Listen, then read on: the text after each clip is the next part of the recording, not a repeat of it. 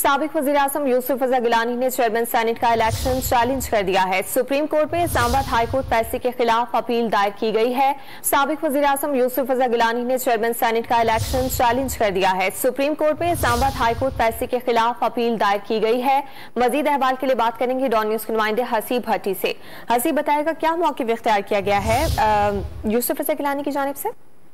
देखिए, यूसुफ रज़ा गिलानी ने अपनी दरख्वास्त में मौक़िफ़ इख्तियार किया है कि चेयरमैन सेनेट इलेक्शन में सबसे ज्यादा वोट उन्होंने लिए और 7 वोटों को गलत मुस्तरद किया गया। प्रिजाइडिंग ऑफिसर ने बदनीति से 7 वोट मुस्तरद किए, लिहाजा अदालत इस्लामाबाद हाई कोर्ट के फैसले को कलअदम करार दे और इस्लामाबाद हाई कोर्ट का सिंगल और डिवीजन बेंच का फैसला कानून और हकाइक के मुनाफी है। हाई कोर्ट का फैसला सुप्रीम कोर्ट के डिप्टी स्पीकर रूलिंग फैसला में तय पैरामीटर्स के बरक्स है। जी, बहुत शुक्रिया हसीब भट्टी, इस मुतालिक आपने अपडेट किया।